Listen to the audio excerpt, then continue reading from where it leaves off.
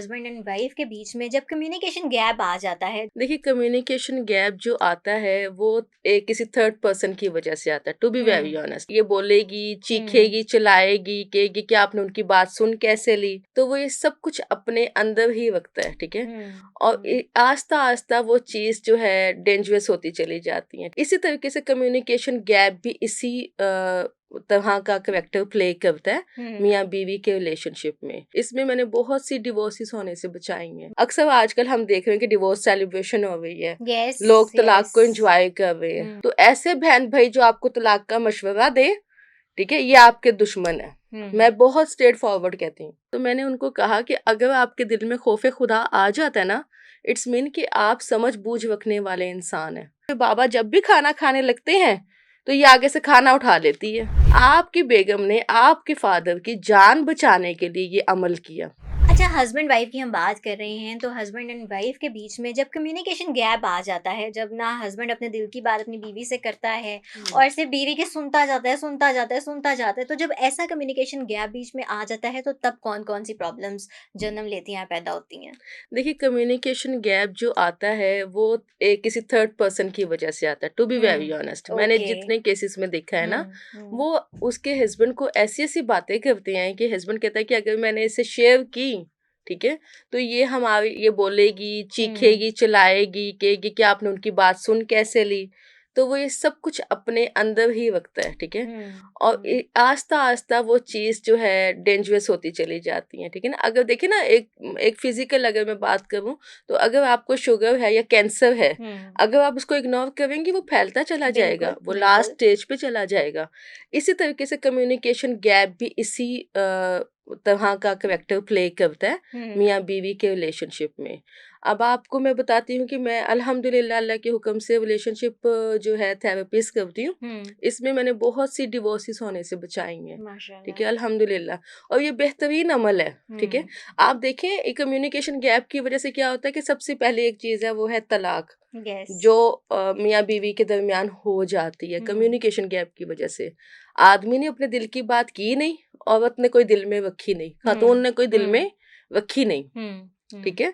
तो उसने अपने अंदर का डिप्रेशन भी अपने मियाँ में पुट कर दिया, यस। ठीक है। यस। और हस्बैंड की बचपन से ट्रेनिंग है कि वो एक साइलेंट मैन है, हम्म। उसको तो तकलीफ सहनी है ना, वो तो हम्म। बना ही इसलिए है ना, उसके जहन में ये बात है। इन द एंड क्या होता है, वो कहता है माँ बाप को तो मैं नहीं मतलब साइड पे कर सकता, ना बहन भाइयों को कर सकता हूँ, खून का रिश्ता है, तो इससे जान छूट सकती है, 3 लफ्जों पे तो छुड़ा लेते हैं, हम्म। ठीक है। हम्म। एंड पे क्या होता है कि तलाक होती है फिर इस मामले में। तो लेकिन मैं ये बात आपसे या जितने भी लोग ये पॉडकास्ट देख रहे हैं, मैं उनसे कहना चाहती हूँ। अक्सर आजकल हम देख रहे हैं कि डिवोर्स सेलिब्रेशन हो रही है, यस। लोग तलाक यस। को एंजॉय कर रहे हैं, हम्म। तलाक पे कमेंट्स पास किए जा रहे हैं। ये एक ऐसा अमल है जिसके मुतालिक हदीस में आता है कि ज़मीन आसमान कांप जाते हैं हम्म। तलाक के लफ्ज पे, ठीक हम्म। है। तो ऐसे बहन भाई जो आपको तलाक का मशवरा दे, ठीक है, ये आपके दुश्मन है। हम्म। मैं बहुत स्ट्रेट फॉरवर्ड कहती हूँ, ये हम्म। जो बहन भाई आपको तलाक की एडवाइस दें, ये आपके दुश्मन हैं, हम्म। ठीक है। इनको इग्नोर करें, क्योंकि देखिए, तलाक एक ऐसी चीज है जिससे जमीन व आसमान कांप जाते हैं। तो एक इंसान के दिल का क्या हाल होता होगा, हम्म। चाहे वो आपकी बीवी है, चाहे वो आप खुद हैं, बिल्कुल। आपके दिल का क्या हाल होता है, ठीक हम्म। है। तो कम्युनिकेशन गैप की जो सबसे मेन वजह है ना, वो एक साइलेंट बिहेवियर है, ठीक है। हम्म। आपको चाहिए कि आपको अपनी बीवी से, अगर आपको लगता है ना कि वो मुंह पे बोलेगी, वो मेरे सवाल पे ये एक्ट करेगी, तमाशा होगा, हम्म। लोग देखेंगे, हम्म। तो आप वॉइस, आजकल तो बहुत आसानी से व्हाट्सएप पे हमारे पास एक वॉइस मैसेज देने का जरिया मौजूद है। आप एक वॉइस मैसेज करें, जो आपके दिल में बातें हैं, आप अपनी बीवी को उस वॉइस मैसेज मैसेज के ज़रिए बताएँ। वो हम्म। इनसाइड आपके दिल में जो फीलिंग्स होंगी, आप हम्म। उसको बता सकेंगे राइट। और एक-एक लफ्ज़ बता सकेंगे। हम्म। इससे वो जो आपके अंदर का एग्रेशन है, जो चीज़ आपको तंग किए जा रही है, वो भी ठीक होगी, आप डिप्रेशन से निकलेंगे। हम्म। इससे आपकी बीवी को भी पता चलेगा कि मेरे हस्बैंड क्या सोच रहे हैं, क्योंकि ख़वातीन के मोस्टली माइंड में वो चीज़ें नहीं होती, जो एक आदमी सोच रहा होता है। देखिए, डिफरेंट इंडिविजुअल है ना, एक हम्म। मेल है, एक फीमेल है, डिफरेंट थॉट्स हैं, हम्म। ठीक है। एक हम्म। फीमेल जो सोचती है, वो एक मेल नहीं सोचता। कभी भी अगर हम सोचें कि बाउंडिंग कैसे मियाँ बीवी की जो है वो हाई होनी चाहिए। तो उसके लिए सबसे पहले आपको ये समझना होगा कि अल्लाह ने निज़ाम कुदरत ऐसा है कि एक फीमेल में अलग मोटिव्स है, एक मेल में अलग मोटिव्स हैं। ठीक है, ये कभी भी एक जैसी सोच को नहीं सोच सकते, जेंडर डिफरेंस है। राइट, ठीक है, राइट। इसमें आप लोग कम्युनिकेशन करके एक दूसरे की बात को समझ के कोई सोल्यूशन निकाल सकते हैं। अच्छा, मेरे पास पिछले दिनों हफ्सा एक केस आया। मैं किसी की केस हिस्ट्री डिस्कस नहीं करती, लेकिन मुझे लगता है कि मुझे बताना चाहिए। अब एक केस था, एक पीएचडी डॉक्टर थे, वो आउट ऑफ कंट्री रहते थे। उन्होंने डिसीजन किया कि उन्होंने अपनी बेगम को तलाक भेजनी है। तो उन्होंने उससे पहले उसको उनके किसी अजीज दोस्त ने, रिलेटिव ने भी नहीं, बहन भाइयों ने नहीं, उन्होंने कहा भेज, कल क्या भेजता, अभी भेज। ठीक है, दुश्मनी है ना, दिल में कीना है। ठीक है, तो उन्होंने कहा कि डिवोर्स भेज। तो उसके किसी दोस्त ने कहा, उस पीएचडी डॉक्टर के किसी दोस्त ने कहा कि अच्छा तुम ऐसा करो, एक रिलेशनशिप कंसल्टेंट से कांटेक्ट करो, उसको बताओ कि तुम किन मसले मसाइल में हो, और उसके बाद फिर देखो कि वो तुम्हें क्या कहती है। ठीक है, अल्लाह ताला का हुक्म था, शायद उनको इस तकलीफ से निकालना था। तो वो मेरे पास आए, उन्होंने मुझे कहा कि मैं अपनी बेगम को तलाक देना चाहता हूँ, तलाकनामा मैंने बनवा लिया है। ठीक है, मैं कल 1-2 दिन में ना इसको भेजवाऊँ, लेकिन मेरे दिल में खौफ खुदा आ जाता है कि मेरी बीवी के ना माँ है ना बाप है। तो मैं सोचता हूँ कि वो उसके बाद क्या करेगी, कहाँ जाएगी। तो इस खौफ खुदा की वजह से जस्ट मैंने ये अभी तक ना सेंड नहीं किया। तो मैंने सोचा मैं आपसे पूछ लूँ। तो मैंने उनको कहा कि अगर आपके दिल में खौफ खुदा आ जाता है ना, इट्स मीन कि आप समझ बूझ रखने वाले इंसान हैं। आपके दिल में अल्लाह की मखलूक के लिए मोहब्बत है। आप उसको अपनी बीवी ना समझे, लेकिन खुदा की तो मखलूक है ना वो, तो मोहब्बत है। तो आप मुझे रीज़न बताएं कि व्हाट इज़ द रीज़न कि आप उसको डिवोर्स क्यों देना चाहते हैं। उन्होंने कहा कि मुझे मसला ये है कि मेरे बाबा जब भी खाना खाने लगते हैं तो ये आगे से खाना उठा लेती है, मेरी बीवी आगे से खाना उठा लेती है, मेरे बाप को खाने नहीं देती।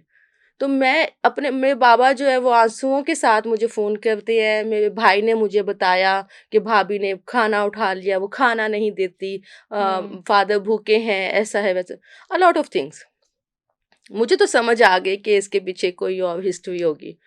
तो मैंने इसमें कॉन्फ्रेंस कॉल करवाई। मैं वाइफ का सेशन अलग देती हूँ, हस्बैंड का सेशन अलग लेती हूँ, क्योंकि जब वो एक दूसरे के सामने होते हैं तो वो बहुत सी बातें हाइड कर जाती हैं। मैंने उनकी वाइफ को कॉल की, मैंने उनसे पूछा कि आप मुझे बताएं कि ये बात हुई थी, आपने अपने फादर इन लॉ के सामने से खाना उठाया था। शी सेइंग कि यस। तो जब उन्होंने यस कहा तो मैं भी एक मिनट के लिए शॉक्ड हो गई। अच्छा, अब उनका यस कहना ऐसे था क्योंकि उनका ये था कि उनको ना ये स्पोकन का बहुत इशू था। कुछ लोगों को ना लैंग्वेज बहुत इशू होता है, उनकी स्पीक थेरेपी की जाती है, वो बहुत स्ट्रेट फॉरवर्ड होती है। अब जब उन्होंने मुझे कहा कि यस, अब मैंने उसको बहुत तसल्ली से पूछा कि what is the reason behind it, इसके पीछे क्या वजह है जो आपने खाना उठा लिया। वो एक बुजुर्ग आदमी है।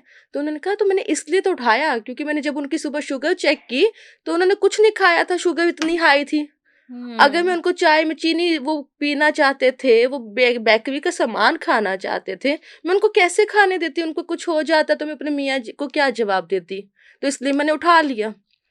अब जब उन्होंने मुझे ये बात बताई ना, और मैंने उनके हस्बैंड से शेयर किया, मैंने कहा इस तलाकनामे को रखें साइड पे, और जिसने आपको चुगली लगाई है, जिसने इस चीज को उठाया है, उसको कॉल करें, उसको एक शटअप कॉल दें।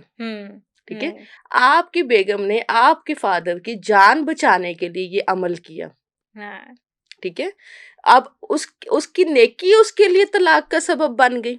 बिल्कुल, आपने उसका पॉइंट ऑफ व्यू सुन लिया, बाप की भी सुन ली, क्योंकि वो सगे है ना, बचपन से जो पाला है, जहनी गुलाम जो बनाया उन्होंने आपको अपना। ठीक है, और बीवी तो सौतेली होती है ना, क्योंकि वो किसी की बेटी है, उसको तो आपने सिर्फ जज करना है। उसकी तो आपको उसका उठना बैठना बोलना तक नजर आता है। आपको ये नहीं समझ आई कि क्या इसके पीछे रीजन हो सकती है। खैर अल्हम्दुलिल्लाह उनकी स्पीच थेरेपी की, देन उनके हस्बैंड थे उनको समझाया, और वो उनका मसला सॉर्ट आउट हुआ और अल्हम्दुलिल्लाह कि अब उनकी वाइफ उनके पास आउट ऑफ कंट्री बैठी हुई हैं माशाल्लाह। माशाल्लाह, ठीक है ना। तो बात करनी चाहिए। जो राइट। लोग डिसीजन ले लेते हैं खुद से सोच के खुद से फैसले करने वाले अक्सर जिंदगी में नाकाम हो जाते हैं। राइट, ये बहुत एक अच्छे एग्जाम्पल थे जो आपने कम्युनिकेशन गैप के हवाले से जी हमें दिए, ताकि लोग भी जी समझ पाएंगे कम्युनिकेशन गैप की वजह से कितनी कितनी बड़ी प्रॉब्लम्स उनके लिए बन सकती है उनकी लाइफ के जी अंदर।